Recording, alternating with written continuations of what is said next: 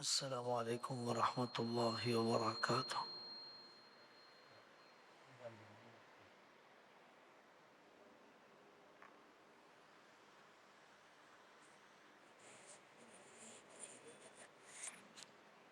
نحمده ونصلي على رسوله الكريم اما بعد، اعوذ باللہ من الشیطان الرجیم، بسم اللہ الرحمن الرحیم۔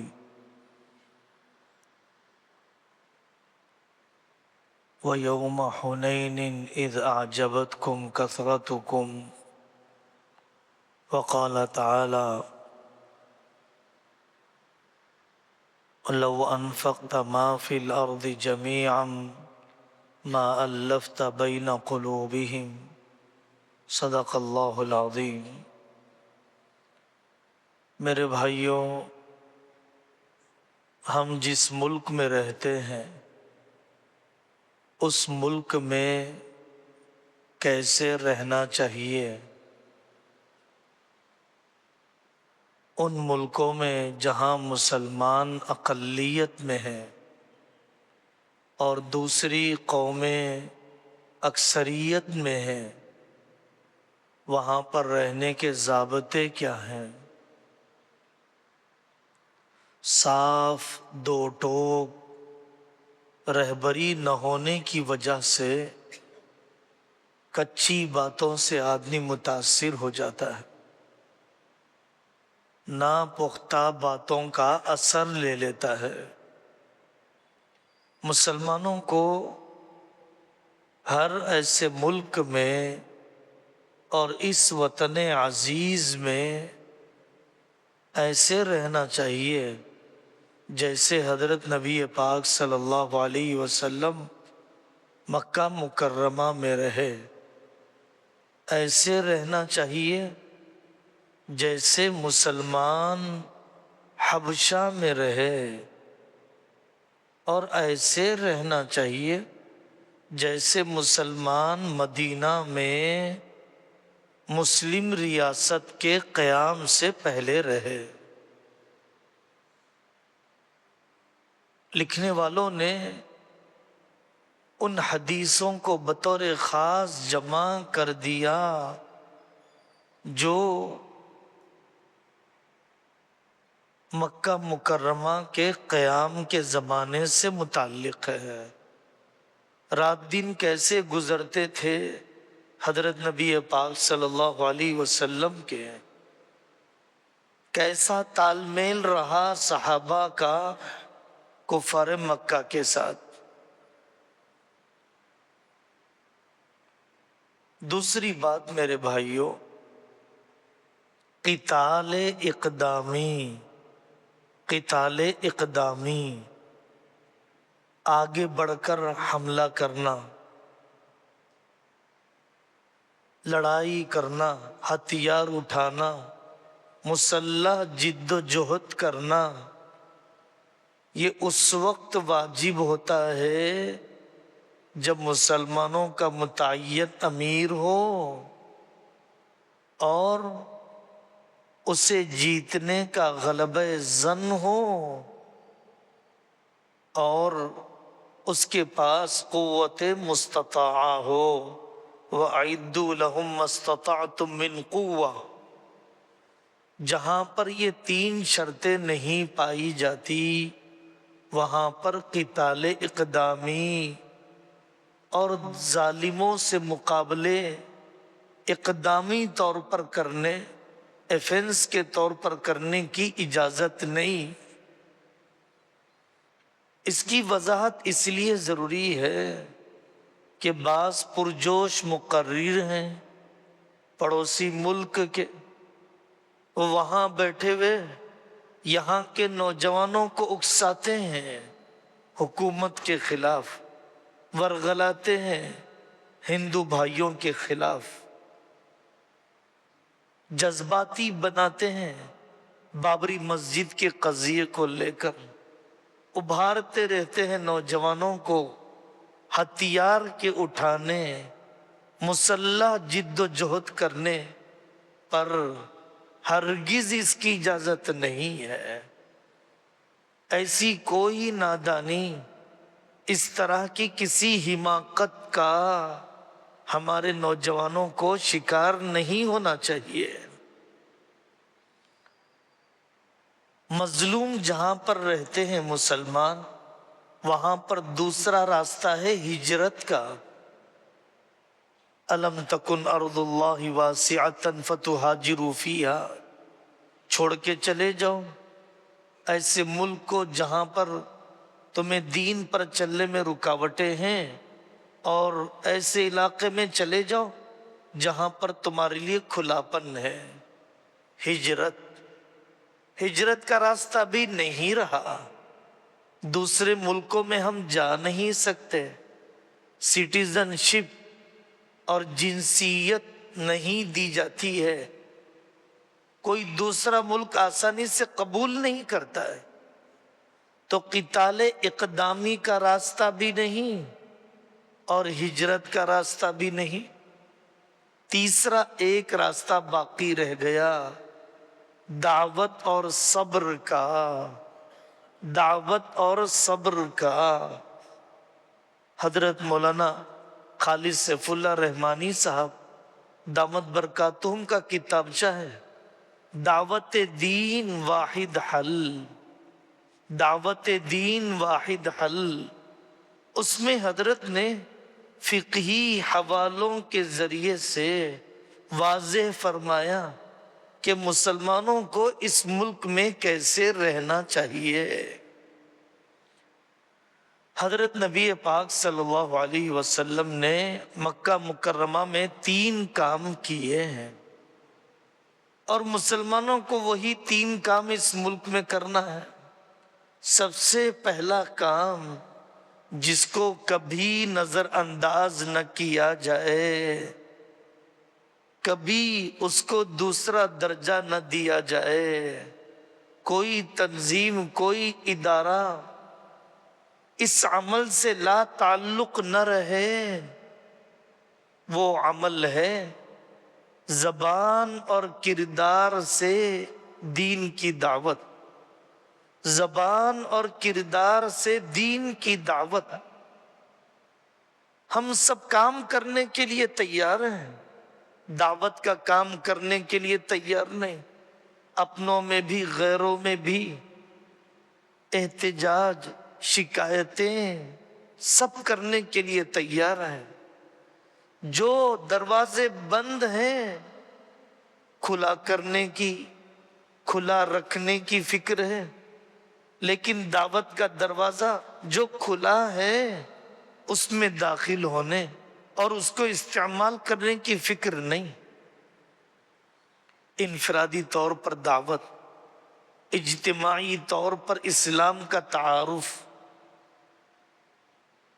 اپنے اپنے شعبے میں اپنی حیثیت کے مطابق اسلام کی دعوت۔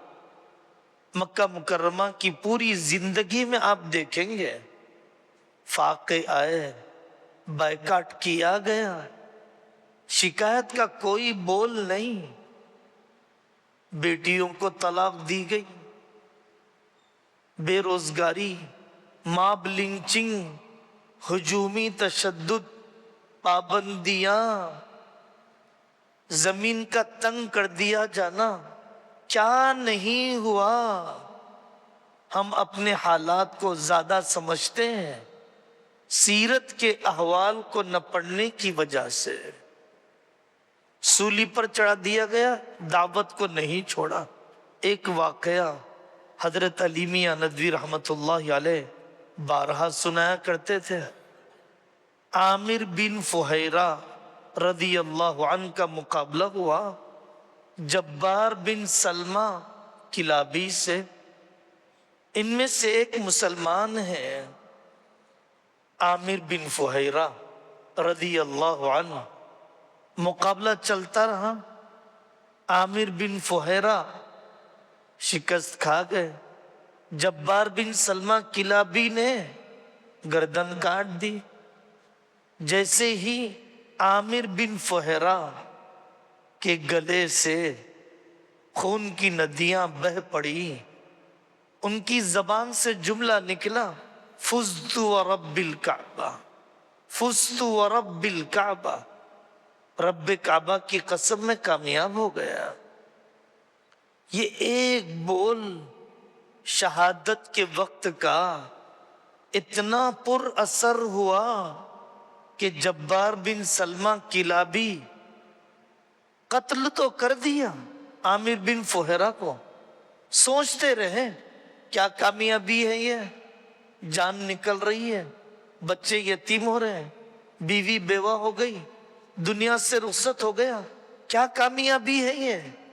اب اسلام کو پڑھا، اسلام کو سمجھا، سوچا، وہ مسلمان ہو گئے۔ داعی آخری سانس اکھڑتے ہوئے دعوت دے رہا ہے۔ ہماری طبیعتوں میں بزدلی، دنیا کی محبت کا غلبہ زیادہ ہوتے جا رہا ہے۔ مکان پر بلڈوزر چلے غم ہے، جان خطرے میں ہو غم ہے، ایمان خطرے میں ہے غم نہیں، اعمال کی توفیق نہیں اس کا غم نہیں، جان بچانے کا غم ہے، ایمان کے بچانے کا نہیں۔ صحابہ کا مزاج مکہ مکرمہ میں ایسا نہیں تھا۔ کرنے کا کام یہ، حضرت انس رضی اللہ عنہ فرماتے ہیں کہ میرے ماموں حرام بن ملحان رضی اللہ عنہ ان قراء میں تھے جن کو بھیجا حضرت نبی پاک صلی اللہ علیہ وسلم نے اسلام سکھانے کے لیے۔ ان لوگوں نے قتل کر دیا۔ جب یہ مر رہے تھے حرام بن ملحان وغیرہ صحابہ، انہوں نے کہا اے اللہ ہمارے نبی تک پیغام پہنچا دیجئے کہ آپ ہم سے راضی ہو گئے، ہم آپ سے راضی ہو گئے اور ہم نے ان کا دیا ہوا کام پورا کر دیا۔ اے اللہ آپ یہ پیغام پہنچا دیجئے۔ غور کرو بھائی یقین کی بلندیاں، غور کرو اندر سے روحانی اور باطنی مضبوطی کا، استحکام کا۔ اس ملک میں پہلا کام زبان اور کردار سے دعوت ہے۔ حضرت نبی پاک صلی اللہ علیہ وسلم مدینہ منورہ جا رہے ہیں اور امانت کا سامان رکھا ہوا ہے مکہ والوں کا، ستاتے بھی ہیں سامان بھی رکھتے ہیں، مکہ والے رکاوٹیں بھی ڈالتے ہیں، فیصلے بھی محمد الرسول اللہ صلی اللہ علیہ وسلم سے کرواتے ہیں۔ مانتے بھی نہیں اسلام، لیکن مانتے ہیں کہ امین یہی ہے، صادق یہی ہے، سچا یہی ہے، آنیسٹ یہی ہے۔ اب ہم ٹٹول کر دیکھ لیں ہمارے کاروبار کے وقت کی زبانیں، ہمارا آٹو ڈرائیور بھی سوچ لیں کتنا امانت دار ہے، ہمارا ٹھیکیدار بھی سوچ لیں وہ زبان کا کتنا پابند ہے۔ زبان اور کردار سے دعوت۔ دوسرا کام اس ملک میں کرنے کا وحدت امت، اپنے مسلکوں پر باقی رہی ہے، اپنی تنظیموں میں باقی رہی ہے، لیکن امت کی اجتماعیت کو نہ بھلائیے۔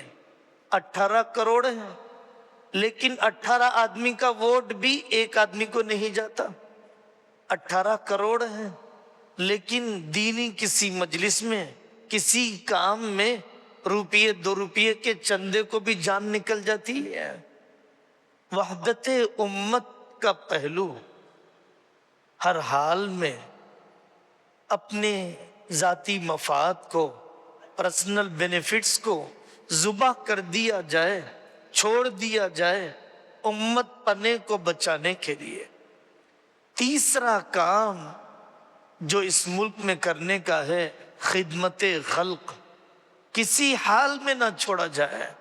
نبی بنائے جانے سے پہلے حضرت نبی پاک صلی اللہ علیہ وسلم نے کام کیا۔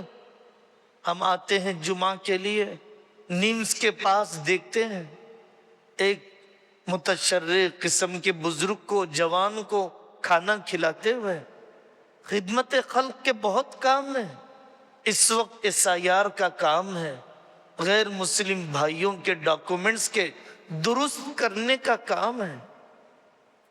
ڈاکومنٹس کے درست کرنے کا کام اتنا اہم ہے کہ زندگی بھر کے کپڑے دیے جائیں، زندگی بھر کا راشن دیا جائے، زندگی بھر کسی آسرے کا انتظام کیا جائے، اس سے بڑا احسان، اس سے بڑی ضرورت ہے کسی کی مدد کرنا SIR کے معاملے کو پورا کرنے کے لیے، کارروائی کی تکمیل کے لیے، ڈاکومنٹس کی درستگی کے لیے، حکومت کی طرف سے آنے والے سوالات کا جواب دینے کے لیے۔ اس ملک میں فسادات یا ماب لنچنگ کے واقعات ہوتے ہیں، ایک ہی اصول یاد رکھے، اشتعال دلانے پر مشتعل نہ ہونا، جذبات میں لانے پر جذبات میں نہ آنا۔ کہیں ویڈیو دیکھ لیا، سڑک پر تھوڑا سا ٹکراؤ ہو گیا، کسی کا جھنڈا گرا دیا، کسی کی مسجد پر رنگ چھڑک دیا، کہیں خنزیر کے گوشت کے ٹکڑے ڈال دیے۔ یہ چھوٹا سا واقعہ جذبات میں لانے کے لیے کیا گیا، وہ 2 قوموں اور 2 مذہبوں کی خانہ جنگی اور فساد کے چھڑنے کا ذریعہ بن گیا۔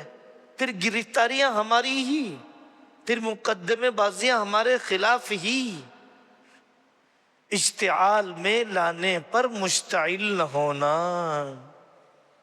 سمجھدار آدمی دشمن جس میدان میں گھسیٹنا چاہتا ہے وہ اس میدان میں نہیں چلا جاتا، وہ اپنے میدان کی طرف دشمن کو لاتا ہے تمہارے سینوں میں توحید کی امانت، کوئی قوم ہے اس کا مقابلہ کر لے، کافی ہے ہمارا محمد الرسول اللہ صلی اللہ علیہ وسلم کی امت میں ہونا۔ ایک سنت کا مقابلہ دنیا کی دوسری کوئی قوم نہیں کر سکتی ہے۔ آپ ظالموں کو اپنے میدان میں لائیے، ان کے میدان میں اپنے آپ کو نہ لے جائیے۔ تہذیبی جبر کبھی قبول نہیں کیا جائے گا، تہذیبی جبر کبھی قبول نہیں کیا جائے گا۔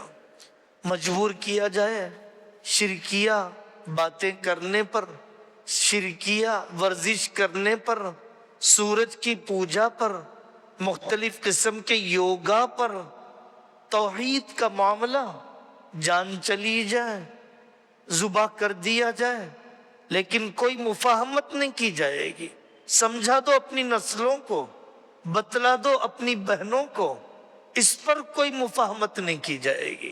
صحابہ کرام نے کبھی نہیں کیا۔ کفر کی تعظیم، کفریہ شاعر کی تعظیم نہیں کریں گے۔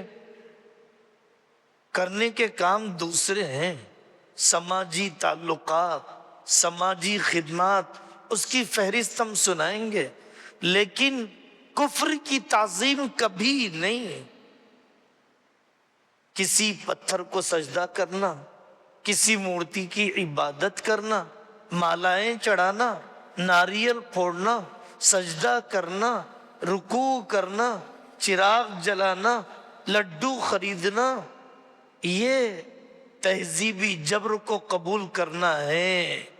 جب آدمی تہذیب قبول کر لیتا ہے مذہب بھی قبول کر لیتا ہے۔ تہذیب ختم ہو جاتی ہے، مذہب بھی ختم ہو جاتا ہے۔ ارتداد شروع ہوتا ہے تہذیب کے چھوڑنے سے، انتہا کفر کے قبول کرنے سے۔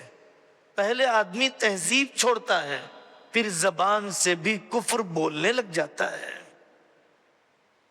کرنے کا کام ہے وہی جو کورونا میں کیا، جو وائناڈ کیرلا کے طوفان اور سیلاب میں ہر ایک کو مکان بنا کر کیا، وہی کام جو پنجاب میں سیلاب کے آنے پر غلہ بھیجا ان مسلمان قوم نے، وہی کام جو ابھی آسام میں حضرت مولانا بدر الدین اجمل صاحب دامت برکاتہم نے سیاسی سارے جھگڑے چھوڑ دیے، کروڑوں روپیے، کئی کروڑ اپنی ذاتی جیب سے اپنے وطنی بھائیوں آسام کے سیلاب متاثرین کے درمیان پہلے بھی تقسیم کیا، اب بھی تقسیم کر رہے ہیں۔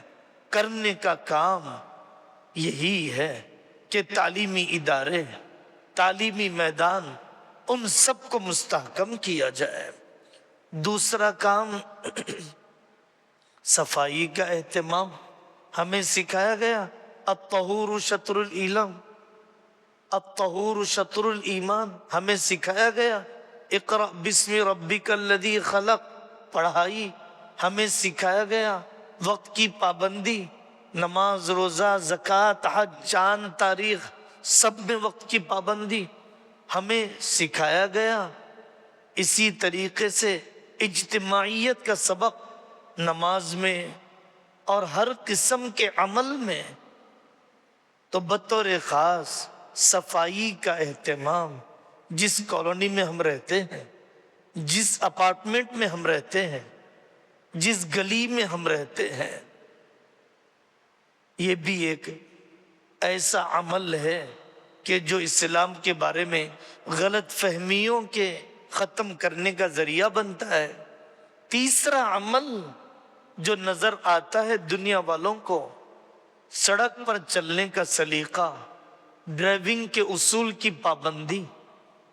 عرفات سے مزدلفہ جاتے ہوئے نبی پاک صلی اللہ علیہ وسلم نے حج میں گاڑی چلانے، اونٹ کے چلانے کے بے قابو پن کو پسند نہیں کیا، اور ہمارا نوجوان اور ہمارے ظاہری طور پر دیندار سمجھے جانے والے لوگ بھی ڈرائیونگ اسلامی ضابطے کے مطابق نہیں کرتے، ملکی قانون کے مطابق نہیں کرتے۔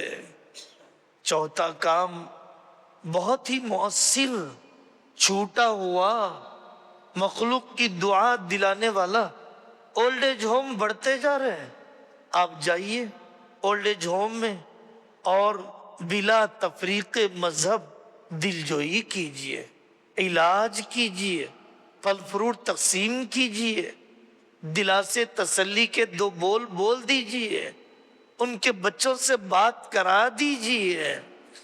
سیاست والے اپنا کام جانیں، میرا پیغام محبت جہاں تک پہنچے ہیں۔ پانچواں کام ہے قیدیوں کی رہائی۔ ہر مذہب کے نہ جانے کتنے نوجوان 1500 روپے کے لیے، 1000 روپے کے لیے، جو ہماری ایک بریانی پر لگ جاتے ہیں، جو ہمارے ایک مہندی کے ڈیزائن پر لگ جاتے ہیں، جو ہمارے سونے چاندی کے زیور کے بدلنے پر لگ جاتے ہیں، وہ 1000-1500 روپے ایک خاندان کو آباد کرنے، ان کے جوان بیٹے کو واپس کرنے کا ذریعہ بن جائیں گے۔ اٹھو بھائی، کچھ تو جذبات پیدا کرو، ملتے ہی نہیں ہیں وہ لوگ جو کہتے ہو مولانا ہمیں بتائیے، میں فلانے کام کے لیے تیار ہوں۔ نیتیں بنے گی، اللہ توفیق دے گا۔ اپنی نیتوں کو مردہ نہ کرو، نیتوں کو مردہ کر لیا عمل کی توفیق نہیں ہوتی ہے۔ کتنا بڑا کام کیا ہمارے اہم قائد حضرت مولانا سید ارشد مدنی صاحب دامت برکاتہم نے آسام میں، کتنے آسامی مسلمان اور غیر مسلم جن کی سٹیزن شپ خطرے میں تھی، مقدمے لڑے، لاکھوں روپیہ لگایا، اور مقدمے میں جیت اللہ نے دی، فتح ملی، اور ان لوگوں کی سٹیزن شپ کو بحال کیا گیا۔ اگرچہ اب تک اس ہائی کورٹ کے، سپریم کورٹ کے فیصلے کو اپلائی نہیں کیا گیا، لیکن کوششیں تو ہوئی۔ اللہ دیکھ رہا ہے ہمارے مذہبی رواداری کے انداز کو۔ چھٹا کام، اگر کوئی میلاد مناتا ہے اپنے عقیدے کی وجہ سے، مسلمانوں میں سے اگر کوئی محرم کا تعزیہ اٹھاتا ہے اپنے آپ کو مسلمان کہتے ہوئے اور دین کا کام سمجھتے ہوئے، کر لے، لیکن بے ضرر طریقے سے، جارحانہ انداز نہیں، کسی کو تکلیف نہ ہو، انتقامی جذبے دوسروں کے اندر ابل کر نہ ہے، تقابل کے جذبے دوسرے فرقوں کے اندر، دوسرے مذہب کے ماننے والوں کے اندر پیدا نہ ہو۔ بہت ہی اہم کام ہے کاؤنسلنگ کا کرنا، طلاق کا روکنا، خلع کا روکنا، سپریشن کو تھامنا، خودکشی اور سوسائڈ کرنے کے ریٹ کو کم کرنا، سڑک پر پڑے ہوئے لوگوں کی باز آباد کاری۔ ہر سوسائٹی ان بیماریوں میں مبتلا ہے۔ سماجی یہ بیماریاں اتنی بڑھ رہی ہیں، سن سن کر رہا نہیں جاتا۔ ایک گٹکھا، ایک شراب اتنا پھیلتے جا رہا ہے، کینسر کا مرض، سڑکوں پر شرابیوں کی لاشیں ہر 2-4 دن میں کہیں نہ کہیں سے گزرتے ہوئے شرابی کو پڑا ہوا دیکھا جاتا ہے۔ 30 سال کی بیویاں بیوہ ہو رہی ہیں، 28 سال کی جوان بچیاں بیوہ ہو رہی ہیں، شوہر کے گٹکھے کے رسیاں ہونے کی وجہ سے، سگریٹ کے عادی ہونے کی وجہ سے، سرکاری مشنری کے سائے میں شراب کا رواج ہر جگہ پر ہے۔ ایسے سماجی کارکن اور ایسے سوشل ایکٹیوسٹ بھائیوں کو چاہیے جو مذہب کو نہ دیکھے بھوکے کا، جو مذہب کو نہ دیکھے شراب پینے والے کا، لیکن اس کی اصلاح کی کوشش، اس کے لیے ریہیبلیشن سینٹرز۔ اے مسلمانوں، شرابی ہمارے گھروں میں پل رہے ہیں، جواری ہمارے خاندانوں میں پل رہے ہیں، 10-10 لاکھ کی شادیاں، 7-7 لاکھ کی شادیاں، اس سے کم روپیے میں ریہیبلیشن سینٹرز، دارالتربیہ، ان بھائیوں کے مزاجوں کو بدلنے والے ادارے قائم کیے جا سکتے ہیں۔ طبیعتیں کیوں نہیں چلتی؟ دعا کے اندر توفیق کیوں نہیں مانگی جاتی؟ کرنے کا کام ہے۔ جہاں پر آپ سرکاری شعبے میں ملازم ہیں، امپلائی ہیں، وقت کے پابند ہوں، رشوت نہ لیتے ہوں، اپنے ماتحتوں کے ساتھ نرمی کا معاملہ، بہنوں کے ساتھ اکرام کا معاملہ کرتے ہو، ایسے دسیوں واقعات ہیں، کئی نوجوانوں کے، کئی داعیوں کے۔ ایک نوجوان کو جیل میں ڈال دیا گیا، ایک سادھو کے ساتھ مکہ مسجد کے بم بلاسٹ کے موقع پر ایک سادھو کے ساتھ ڈال دیا گیا۔ وہ سادھو صاحب بہت کمزور، استنجا ضرورت، آنا جانا دشوار ہو گیا۔ اس نوجوان نے خدمت کی۔ ان سادھو صاحب نے کہا کہ بیٹا تم یہاں کیسے پہنچ گئے؟ الزام لگا دیا گیا مجھ پر مکہ مسجد کے بم بلاسٹ کا۔ تو انہوں نے کہا وہ تو میرا کام ہے، تمہارا کہاں؟ اس نے اعتراف کیا عدالت میں اس نوجوان کی رہائی کے لیے۔ محبت فاتح عالم ہے۔ سوشل میڈیا دیکھتے رہو گے، محبت کے یہ نمونے، دعوت کے یہ نمونے نہیں دیکھو گے، کرنے کے کام تمہارے ذہن میں نہیں آئیں گے۔ جو مزاج بدلنا چاہیے وہ مزاج نہیں بدلے گا۔ ہمارے ڈاکٹر بھائی، ہمارے وکیل بھائی، اللہ تعالیٰ نے انہیں ایک ایسا ہنر دیا، ایسا پروفیشن دیا کہ واقعتاً ہر مذہب والا آتا ہے۔ اگر یہ ڈاکٹر ڈاکو نہ بنے، اگر یہ وکیل صرف پیسے نوچنے اور لوگوں کے گھر جلا کر روٹی سیکنے کے بجائے ہمدردی کا رویہ، اپنائیت کا سلوک، گھر آباد کرنے کی فکر اور پھر اس کی شفایابی کی دعا کرے تو یہ طبابت اور یہ وکالت زبردست دعوت بن سکتی ہے۔ میڈیا کا پروپیگنڈا بے اثر ہو جائے گا، فتنہ پردازوں کی فتنہ پروری بے اثر ہو جائے گی، اگر ہمارے یہ پریکٹس کے طریقے داعیہ نہ بن جائیں، پریکٹس کے یہ طریقے مومنانہ صفات والے بن جائیں۔ ایک ہمارے بزرگ ہیں انجینئر صاحب کے والد، وہ ہمیشہ اپنی گاڑی میں تھوڑی سی مقدار پیٹرول کی رکھتے ہیں، صرف اس ارادے سے کہ سڑک پر کسی کو بھی دیکھوں گا کہ گاڑی رک گئی پیٹرول کے ختم ہو جانے کی وجہ سے، ان کو میں 30-40 روپے کا وہ پیٹرول ہی دے دوں گا، اس کی گاڑی تھوڑی دور تو چل پڑے گی۔ اس نیکی سے اس نیک بندے خدا نے نہ جانے کتنوں کی مدد کر دی۔ ٹوٹے ہوئے ان حالات میں پہلے خادم بنو پھر داعی بنو، پہلے داعی بنو پھر قاضی بنو، پہلے خدمت کرو پھر دعوت دو، پہلے خدمت کا دین بتاؤ پھر عبادت کا دین بتاؤ، پہلے نبی پاک صلی اللہ علیہ وسلم کی سیرت کا عملی نمونہ بنو، پھر کچھ جھنڈے لگاؤ گے، پھر جلسے میلاد کے کرو گے، تب اس کا کچھ اثر ہوگا۔ لیکن جھنڈے لگاتے ہوئے اور بینڈ باجا بجاتے ہوئے اور ترانے پڑھتے ہوئے نعتیں پڑھتے ہوئے جینا حرام کر دیا۔ آج میرے نبی پیدا ہوئے، کسی کو سونے نہیں دوں گا۔ آج رات میرے نبی پیدا ہوئے، کسی کو راحت کی سانس لینے نہیں دوں گا۔ آج میرے نبی پیدا ہوئے، سڑک پر سے کسی کو پر اطمینان گزرنے نہیں دوں گا۔ یہ کس نبی کا امتی ہے؟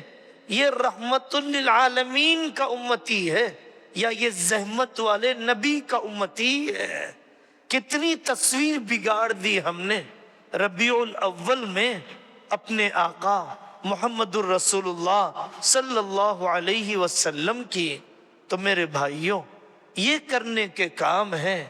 10ویں سے آگے بڑھا نہیں جاتا، 12ویں کے آگے حوصلے نہیں، ڈاکٹر انجینئر کے آگے کوئی اور میدان خیال میں نہیں آتا۔ اعلیٰ تعلیم، ہر شعبے میں جانا، من حیث القوم، قوم کے مقاصد کے لیے زندگی جینا، اپنے مکان اپنے کاروبار کے لیے تو بہت وقت دیا، بہت مال لگایا۔ قوم کی ضروریات کیا ہیں؟ ملک کی ضروریات کیا ہیں؟ صرف مسجد ضرورت نہیں، صرف مدرسہ ضرورت نہیں، یہ بڑی ضرورتیں ہیں، لیکن ہر جگہ ہر وقت صرف ان 2 چیزوں کی ضرورت نہیں۔ علماء سے پوچھو، ان میدانوں میں اتارو، تب جا کر اس ملک کی جیسے تعمیر ہونی چاہیے ویسی ہوگی۔ اللہ تعالی ہم سب کو عمل کرنے کی توفیق نصیب فرمائے۔ وآخر دعوانا ان الحمد للہ رب العالمین۔